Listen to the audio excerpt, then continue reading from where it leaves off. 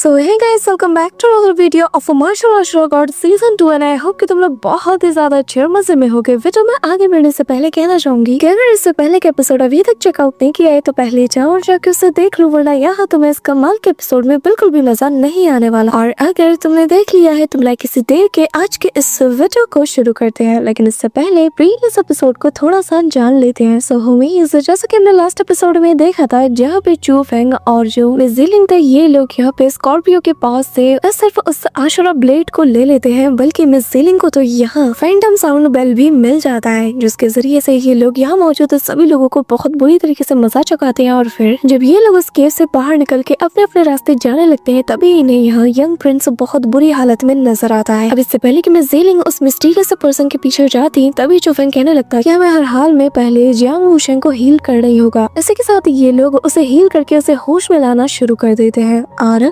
आगे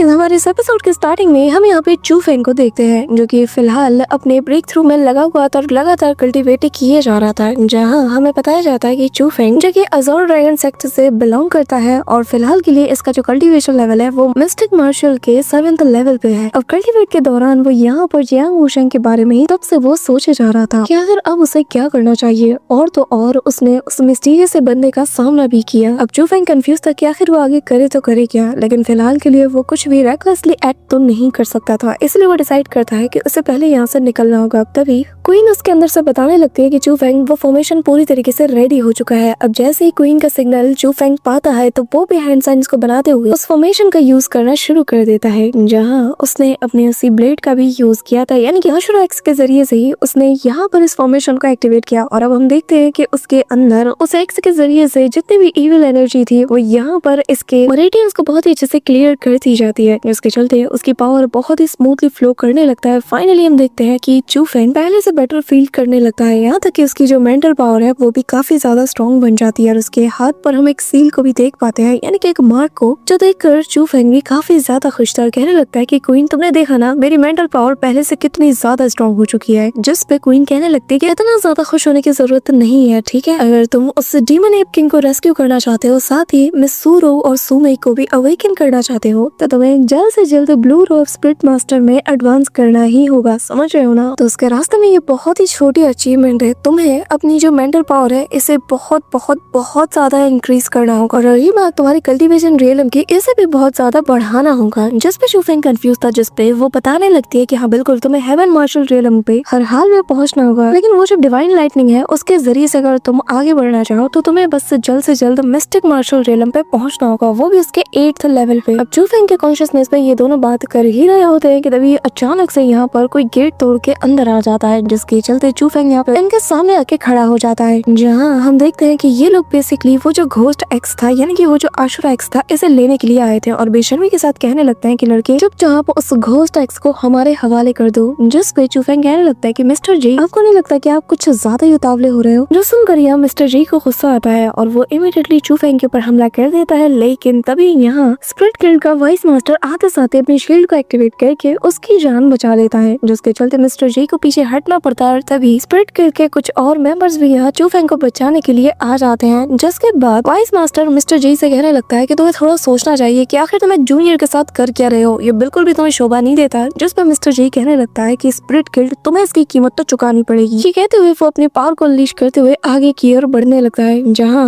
vice master भी अपनी पावर को अनलीश करते हैं और इन दोनों की ऑरा आपस में टकराती है। इसी के साथ सीन शिफ्ट होता है, हमें 3 घंटे पहले का सीन दिखाया जाता है, जहाँ जो मिस्टर जी है और उसका जो क्लैन है वो सभी लोग आपस में यही डिस्कस कर रहे थे कि अगर चू फेंग को वो एक्स ना मिला होता तो आज ये चू फेंग कभी भी हमारे सामने ऐसे एरोगेंट नहीं बन पाता और वो ट्रेजर हमेशा हमेशा के लिए हमसे और हमारे क्लैन से बिलोंग करता। अब यहाँ पे ये कहते हुए जो मिस्टर जी है वो यहाँ से जाने लगता है चू फेंग को मारने के लिए, पर तभी यहाँ पे दूसरा बंदा उसे रोक लेता है और कहने लगता है कि शायद तुम भूल रहे हो कि डीमन किंग को हमारे सारे मूव्स के बारे में पता है, जिसका मतलब ये है कि अगर हम लोग सीधा जाके कुछ भी करते हैं ना तो हम डायरेक्टली उसके चाल में फंस जाएंगे, लेकिन हम लोग अब इस सुप्रीम मैनर में बिल्कुल भी नहीं रुक सकते, मैं ये भी जानता हूँ। जिस पे मिस्टर जी बताने लगता है कि वो जो किल ली है ना उसे भी 10,000 डीमन माउंटेन के इस ट्रेजर में अपना थोड़ा सा हिस्सा चाहिए, तो मुझे लगता है कि अगर हम उसे दे देते हैं तो वो हमें कभी भी धोखा नहीं देगा। जिस पे वो कहने लगता है कि क्या स्प्लिट गिल्ड। मिस्टर जी भी यहाँ पे थोड़ा सोचने लगता है और कहने लगता है कि हाँ, चू फेंग तो स्प्लिट गिल्ड से बिलोंग करता है और जो स्प्लिट गिल्ड है वो असल में जियांग क्लैन के ऊपर पूरी तरीके से निर्भर है और उन्हीं के दम पर वो लगातार हमें पुश करते हुए जा रहे हैं और हमें पूरी तरीके से कॉर्नर कर दिया है। अब यहाँ पे तभी एक बंदे की हंसने की आवाज आती है। वो कहने लगता है कि हाँ बिल्कुल तुम लोगों ने सही कहा और हम देखते हैं कि ये बंदा और कोई नहीं बल्कि थियांग यांग है जो कि इन सब की डिवाइन लाया था और कहने लगता है कि काफी दिनों बाद तुमसे मिलना हो रहा है। अब तभी यहाँ पर हम देखते हैं कि थियांग यांग आते साथ इन लोगों को सारी बातें बता देता है, जो सुनकर मिस्टर जी कहने लगता है कि क्या तुम ये कहना चाहते हो कि ये सब कुछ जियांग इंपीरियल कोर्ट का किया धरा है, पर कैसे? मैं तो बिल्कुल भी कुछ भी समझ नहीं पा रहा हूँ। जिसमें दूसरा बंदा कहता है कि हाँ बिल्कुल, क्योंकि इंपीरियल कोर्ट कभी भी सेक्ट के पर्सनल अफेयर्स में इंटरफेयर नहीं करता, तो इस बार वो लोग बिना किसी रीजन के हमारे खिलाफ चाल क्यों चलेंगे। अब यहाँ पे हम देखते हैं कि थियांग यांग इनकी बातें सुनकर मस्त अपनी वाइन को पिए जा रहा था और कहता है कि तुम लोगों को क्या लगता है मैं यहाँ पर बिना सर पैर की बात करने के लिए आया हूँ? तुम लोग भी अच्छे से जानते हो कि अज़ोर ड्रैगन सेक्ट और जो स्पिरिट गिल्ड है ये असल में जियांग इंपीरियल कोर्ट के लिए उनके पालतू की तरह है। इन लोगों ने तो मेरे सेक्ट को भी नहीं छोड़ा, यहाँ तक कि सोरिंग क्लाउड सेक्ट को इन लोगों ने डिस्ट्रॉय किया और इसमें चू फेंग का सबसे बड़ा हाथ था, या फिर मैं डायरेक्टली ये कहूँ कि इनडायरेक्टली इसके पीछे जो जियांग क्लैन है उसका हाथ था। अब तभी ये सुनकर दूसरा बंदा कहने लगता है कि बात तो तुम्हारी सही है, आखिर चू फेंग अकेले ये सब कुछ कैसे कर सकता है? उसके पास तो ना इतनी ताकत है ना इतनी नॉलेज है, तो हम कैसे समझ सकते हैं कि उसने अकेले ही उस सेक्ट को डिस्ट्रॉय किया होगा। अब थियांग यांग बताने लगता है कि जो जियांग डायनेस्टी है उसने एक बार 10,000 डीमन माउंटेन के साथ एक एग्रीमेंट किया था, और वो ये कि जो इंपीरियल कोर्ट के मेंबर हैं वो कभी भी इस माउंटेन के अंदर कदम नहीं रखेंगे। पर क्या तुम्हें पता है उस मैरिज समिट के अंदर चू फेंग की जान किसने बचाई थी? ये सुनकर दोनों सोच में पड़ जाते हैं। तभी यहाँ पे थियांग यांग बताने लगता है कि असल में वो जियांग डायनेस्टी का यंग प्रिंस था, जो सुनकर इन लोगों को गुस्सा आता है। कि तभी यहाँ पर थियांग यांग बताने लगता है कि जो जे क्लैन और जो डिवाइन स्वॉर्ड वैली है, अगर तुम लोग इसे बचाना चाहते हो तो तुम लोगों को अभी के भी कुछ करना होगा, वरना आगे चलकर तुम्हारा हाल और तुम्हारे क्लैन का हाल भी वही होगा जो कि मेरा और मेरे क्लैन का हुआ। ये सुनकर तो हम देखते हैं कि जो जे क्लैन का जो मास्टर था उसे बहुत ज्यादा गुस्सा आता है। वो कहने लगता है कि मैं ऐसा कभी होने ही नहीं दूंगा, उस कीड़े को तो मैं आज मसल के रख दूंगा। अब जैसे ही वो यहाँ से जाने लगता है, ये देखकर थियांग यांग उसे वो जी डायनेस्टी का एक टोकन देने लगता है, जो देखकर यहाँ पे डिवाइन वैली मास्टर कहने लगता है कि आखिर ऐसा कैसे हो सकता है, तुमने जी डायनेस्टी के साथ हाथ मिला लिया। जिसमें अब यहाँ वो जी डायनेस्टी के गुणगान गाने लगता है और कहता है कि जी डायनेस्टी बहुत ही ज्यादा डिफरेंट है, उनके एम्बिशंस बहुत ही ज्यादा बड़े हैं और वो लोग हमारी जो 4 डायनेस्टीज हैं उसे ये लोग यूनाइट करना चाहते हैं। अब ये तुम पे है कि तुम यहाँ पर जियांग डायनेस्टी के हाथों से पूरी तरीके से कुचले दिए जाने चाहते हो, या फिर जी डायनेस्टी के साथ हाथ मिलाकर अपने सेक्ट और अपने लोगों की जिंदगी और ज्यादा बेहतरीन बनाना चाहते हो। ये फैसला तुम्हारा अपना होगा। अब यहाँ पे जे क्लैन का जो मास्टर है वो कहने लगता है कि मैंने तो अपना इरादा बदल लिया, मैं इनका साथ तो छोड़ रहा हूँ। और तभी वो यहाँ पर डिवाइन वैली के मास्टर से कहने लगता है कि एक बात बताओ, तुम्हारा बेटा मूरांग यू वो तो बहुत ही जल्द ज़ैंग तियानी से सामना करने वाला है ना उस ड्यूल में। ज़ैंग तियानी तो असल में अज़ोर ड्रैगन सेक्ट का टॉप फिगर है, तो जरा सोचो अगर हम चू फेंग को मार देते तो तुम्हारे बेटे के लिए कितनी ज्यादा आसानी होगी, क्योंकि इसके जरिए से अज़ोर ड्रैगन सेक्ट को हम एक बहुत बड़ा झटका दे सकते हैं। अब तभी यहाँ पे अपने बेटे का सुनते साथ ही जो वैली मास्टर है वो कहने लगता है कि ठीक है मैं भी तुम्हारे साथ हूँ, लेकिन मन में इसका प्लान यही था कि मैं बस इनके साथ जाने का प्रिटेंड करूंगा और जैसे ही मुझे वो एक्स मिल जाएगा मैं इनका साथ छोड़ दूंगा। लेकिन यहाँ पे जो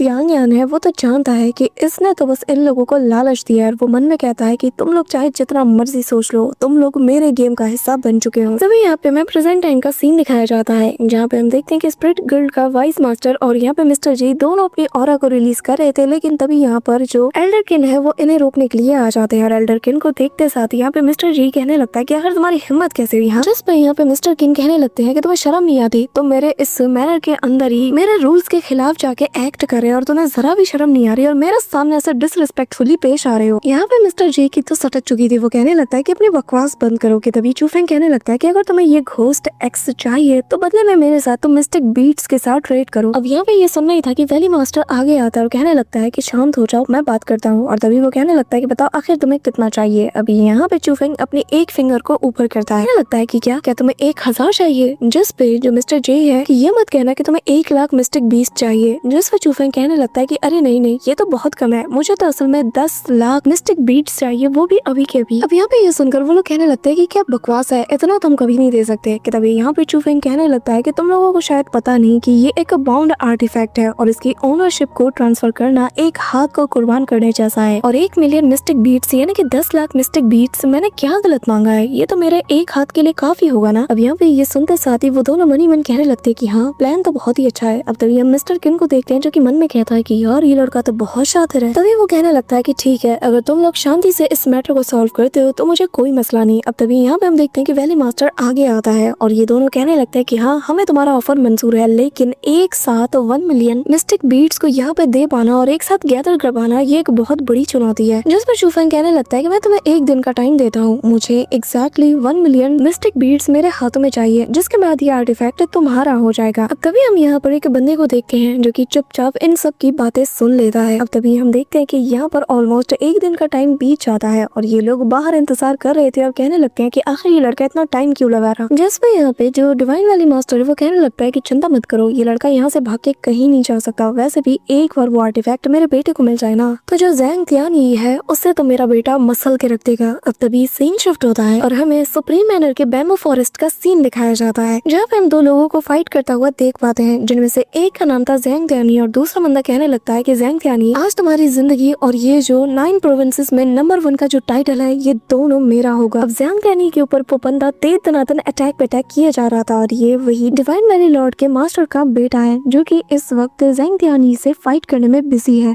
अब यहाँ पे उसके अटैक्स को देखकर तियानी कहने लगता है कि क्या बस तुम्हारे पास इतना ही दम है? मुझे लगा था कि जो डिवाइन स्वॉर्ड वैली है वो अपने लोगों को काफी अच्छे से ट्रेन करते होंगे, लेकिन तुम्हें देखकर लग नहीं रहा कि उनके पास कुछ खास स्किल्स है अपने लोगों को सिखाने के लिए। अब हमें ज़ैंग तियानी का इंट्रोडक्शन दिया जाता है, जी हाँ, वो बहुत कूल वे में हमारे सामने आता है। बताया जाता है कि ये असल में हेवन मार्शल के 2nd लेवल पे है और जो कि अज़र ड्रैगन सेक्ट का टॉप स्टूडेंट में से एक है। और यहाँ हम देखते हैं कि वो जो दूसरा बंदा था ना वो लगातार उसके ऊपर तेज तनातन हमले किए जा रहा था, जहाँ वो अपने स्वॉर्ड स्लैश का यूज करते हुए काफी सारे बैम्बूज को भी काट देता है और हवा में जंप करते हुए उन्हें एक जोरदार किक मार के सीधा तियानी की तरफ उन्हें फेंक देता है। लेकिन तियानी एक स्वॉर्ड स्लैश से ही उन सभी को वहीं पे होल्ड करते हुए अपने आइस ब्लेड से पूरी तरीके से इन्हें फ्रीज कर देता है और फिर अपने हाथ के दूसरे झटके से इन्हें यहाँ पर उस बंदे की तरफ फेंक देता है, जहाँ पर किसी धारदार तलवार की तरह ये बिल्कुल इसके फेस को टच करते हुए चली जाती है, जिसके चलते उसके चेहरे पर एक कट भी लग चुका था। अब यहाँ पे हम देखते हैं कि डिवाइन वैली का ये जो यंग मास्टर था ना वो बहुत गुस्से में आ जाता है और वो पागलों की तरह सीधा यहाँ पे तियानी के ऊपर हमला करना शुरू कर देता है, जहाँ वो उस पे तेज तनातन अटैक पे अटैक किए जा रहा था। लेकिन यहाँ पे तियानी एक स्ट्राइक से ही उसको नॉकआउट कर देता है। फिर कहने लगता है कि मैंने तुम्हारे बारे में बहुत कुछ सुना था, लेकिन आज जब मैं तुमसे फेस टू फेस तुम्हारा सामना कर रहा हूँ ना तो मुझे बहुत ही ज्यादा निराशा हो रही है। बस एक बात बताओ, तुमने मेरे जूनियर ब्रदर चूफेंग के बारे में तो सुना ही होगा और उसके कारनामों का भी उसने तो सिंगल हैंडेडली पूरे के पूरे जो सोरिंग क्लाउड सेक्ट है उसे डिस्ट्रॉय कर दिया था। और अगर मैं उससे तुम्हारी कंपैरिजन करूं तो तुम उसके आगे एक चींटी की तरह हो। दूसरी तरफ हम यहाँ चूफेंग को देखते हैं, जहाँ पर वो उस मैनर से बाहर आते साथ ही सीधा यहाँ अरीना के पास आ जाता है, जहाँ एक एक करके 3 लेयर्स की जो शील्ड है वो एक्टिवेट हो जाती है, जो देखकर तो चूफेंग भी समझ चुका था कि यहाँ पर ये लोग बहुत ही अच्छी सी प्लानिंग करके आए हैं, लेकिन मुझे भी इन लोगों ने कच्चा नींबू समझ के रखा है क्या। यहाँ पे जो मिस्टर जे है वो कहने लगता है कि जल्द से जल्द वो घोस्ट एक्स हमारे हवाले कर दो, उसके बाद ही हम तुम्हें तुम्हारी पेमेंट देंगे। जैसे चूफेंग कहने लगता है कि मैं इतना बेवकूफ नहीं हूँ, यहाँ पर डिमांड्स मैं करूंगा क्योंकि बेचने मैं आया हूँ, ना कि आप लोग। पहले मुझे मेरी पेमेंट्स चाहिए। ये सुनना ही था कि तभी हम देखते हैं कि जो डिवाइन वैली मास्टर था ना वो यहाँ पर अपने सारे के सारे जो बैग्स थे उन्हें उसकी तरफ बढ़ा देता है, जिन्हें देखकर चूफेंग कहने लगता है कि मानना पड़ेगा जो मेजर सेक्ट्स है ना वो तो मेरे सोच से भी ज्यादा मालामाल है। अब यहाँ पर अपनी सारी पेमेंट्स को रोकते साथ ही वो सीधा निकालता है अपने उसी आशुरा एक्स को, यानी कि उसी घोस्ट एक्स को, और निकालते साथ ही हवा में से उछाल देता है और कहने लगता है कि ये लो, ये रहा तुम्हारा प्रोडक्ट। अब ये देखते साथ ही दोनों यहाँ पर हवा में जंप करते हुए तेजी से उसे लपकने के लिए आगे बढ़ते हैं। अब तभी यहाँ पर हमें पास्ट का एक सीन दिखाया जाता है, जहाँ पे क्वीन ने बताया था कि आखिर ये तुम क्या प्लान कर रहे हो। हाँ, वो एक ब्लू रॉफ स्पिरिट मास्टर है, तुम्हें लगता है कि तुम्हारा प्लान काम करेगा? जिसपे चूफेंग कहने लगता है कि चिंता मत करो, सब काम करेगा, और लगता है कि वो आ गया है। और तभी यहाँ पे चूफेंग के सामने एक पिल को ओपन किया जाता है, जो कि किसी की स्ट्रेंथ को बहुत ही कम समय में काफी ज्यादा इंक्रीज कर सकता है, यहाँ तक कि इसकी कल्टीवेशन लेवल भी इंक्रीज हो सकती है, लेकिन इसका बहुत ही तगड़ा वाला बैकलैश भी है। एक बार अगर इसका पूरा का पूरा असर निकल जाए ना तो तुम्हारी बॉडी बिल्कुल भी हरकत करने के लायक नहीं बचेगी, तो तुम्हें इसे बहुत ही ज्यादा ध्यान से यूज करना होगा। अब यहाँ स्पिरिट गिल्ड का वो बंदा उसे एक तिलिस्मान भी देता है और कहने लगता है कि ये तुम्हारे काम आएगा ताकि तुम उस ब्लू फॉर्मेशन को डिस्ट्रॉय करके वहाँ से बाहर निकल पाओ। अब यहाँ पे हम देखते हैं कि चूफेंग उस तिलिस्मान का यूज करते हुए इस बैरियर के अंदर एक छोटा सा होल बना देता है और वो तेजी से यहाँ से स्किप करने लगता है, जो देखकर बाकी के लोग उसे पकड़ने के लिए चाहते हैं। अब तभी यहाँ पर हम उसी बंदे को देखते हैं जो कि कहने लगता है कि चूफेंग, तुमने मुझसे ज़ीलिंग को चुरा लिया है और आज तुम्हें अपनी जान देकर ना इसकी कीमत को अदा करना होगा। ये कहते हुए वो supreme heaven splitting palm technique का यूज करता है, जहाँ पे एक जायंट सा पाम अटैक सीधा चूफेंग की ओर बढ़ रहा था, लेकिन चूफेंग यहाँ इमीडिएटली अपने उसी घोस्ट एक्स को अपने पास बुला लेता है और वो पलक झपकती उसे लेते साथ ही उसके घोस्ट शैडो को यहाँ मैनिफेस्ट कर करता है, सभी से कहने लगता है कि जो भी मेरे रास्ते में आएगा मैं उसे मार दूंगा। अब यहाँ पे ये कहते साथ ही वो एक स्लैश अटैक करता है जो कि सीधा पड़ जाता है यहाँ पर उस बंदे को, और यहाँ पर उसका बॉम्ब अटैक भी डिस्ट्रॉय हो जाता है। तभी यहाँ पर वापस से वो उस तलिस्मान का यूज करते हुए यहाँ से भागने में लग जाता है, जो देखकर मिस्टर जी कहने लगता है कि अच्छा ये वापस से स्प्रिट गिल्ड के इस तलिस्मान का यूज कर रहा है। अब यहाँ पे ये लोग उसे रोकने के लिए आगे जाते हैं और कहने लगते हैं कि आखिर तुम्हारी हिम्मत कैसी हुई हमें बेवकूफ बनाने की, हमें हमारे मिस्टिक बीट से वापस चाहिए। लेकिन यहाँ पे चूफेंग तो आगे की ओर जाते हुए कहने लगता है कि तुम लोगों के तोहफे के लिए तुम्हारा शुक्रिया। अब ये कहते साथ ही वो यहाँ से 9 तो 11 हो जाता है। वहीं दूसरी तरफ हम देख के डिवाइन स्वॉर्ड वैली का वो बंदा अपनी स्वॉर्ड को अनलीश करते हुए सीधा त्यानी के ऊपर हमला कर देता है, जहाँ काफी सारे बैम्बू स्टिक्स उसकी तरफ बढ़ रहे थे, जो देखकर त्यानी अपने आइस पावर का यूज करते हुए सारे के सारे जो बैम्बू स्टिक्स है उन्हें फ्रीज करते हुए उसके ऊपर हमला कर देता है। जिसके बाद वो इसे घुमा के एक ऐसे लात उसके मुंह पे चढ़ता है कि लिटरली वो वहीं पे लेट जाता है। और तभी वो कहने लगता है कि ठीक है मैं अपनी हार मानता हूँ, अब तुम मुझे मार डालो। लेकिन त्यानी उसकी स्वॉर्ड को लेते हुए कहने लगता है कि तुम लायक नहीं कि तुम्हारे पास ये डिवाइन वुड स्वॉर्ड हो, इसलिए इसे मैं रख रहा हूँ। अब तभी यहाँ पे हम देखते हैं कि ये जो बंदा था ये यहाँ से जाने लगता है, लेकिन जैसे ही वो बाहर आता है पीछे से यहाँ पे त्यानी उसे मार देता है और फिर इन लोगों से हंसते हुए कहने लगता है कि तुम्हारी डिवाइन स्वॉर्ड वैली किसी काम की नहीं, एक नंबर की ट्रैश है।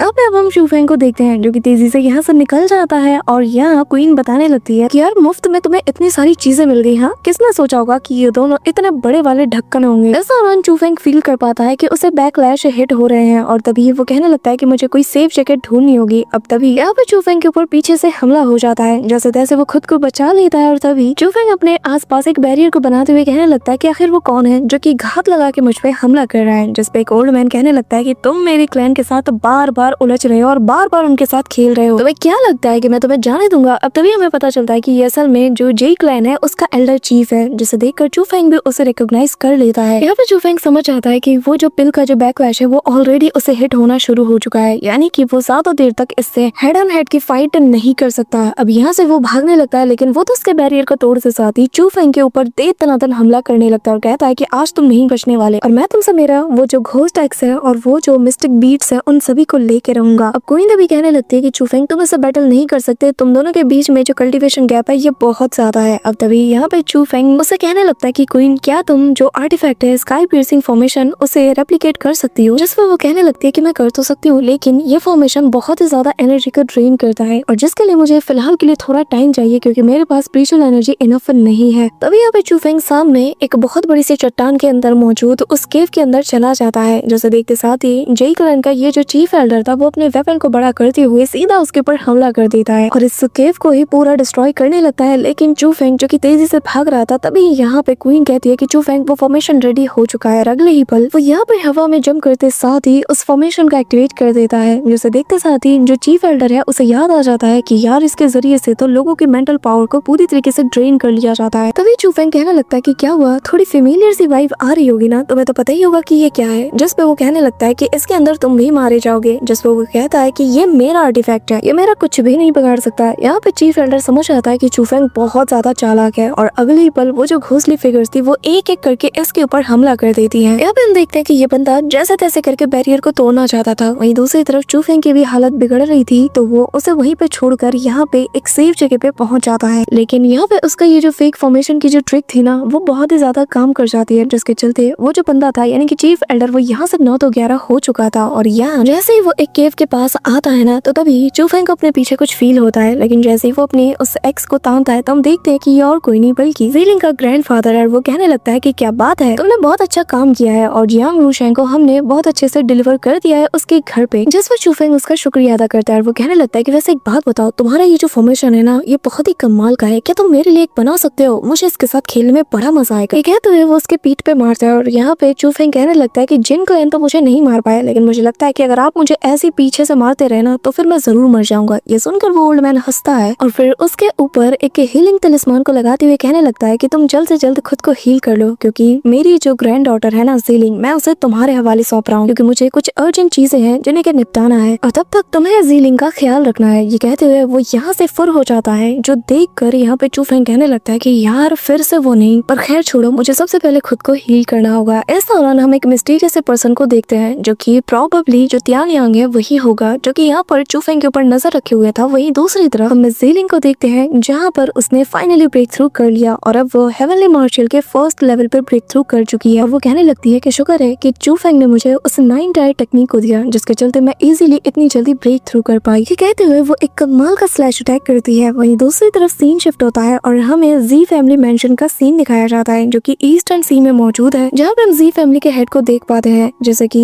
जीलिंग की ऑरा फील हो जाती है और वो कहने लगता है कि फाइनली मैंने तुम्हें ढूंढ लिया। वहीं दूसरी तरफ हम मिस जीलिंग को देखते हैं, यहाँ पर उसके ग्रैंडफादर ने जो तिलिस्मान उसे दिया था वो उसका यूज कर दिया और जिसके जरिए से उसे यहाँ पे चू फेंग का पता चल जाता है। वो कहने लगती है कि फाइनली मैंने तुम्हें ढूंढ लिया और अब बारी है कि तुमसे जरा मिला जाए। ये कहते हुए वो यहाँ से सीधा चू फेंग से मिलने के लिए रवाना हो जाती है। सो होमीज हमारा आज का ये पार्ट तो यहीं पे एंड होता है, लेकिन इसके नेक्स्ट पार्ट में काफी कुछ देखने को मिलेगा। बट इससे पहले मेक श्योर कि तुम वीडियो को लाइक करके चैनल को सब्सक्राइब जरूर कर रहे हो। So that's it for today guys. I hope कि तुम सबको आज की ये वीडियो काफी ज्यादा पसंद आई होगी। अगर हाँ तो वीडियो को लाइक करना, चैनल पे नए हो तो सब्सक्राइब करना। तो मिलते हैं नेक्स्ट वीडियो में, तब तक के लिए बाय।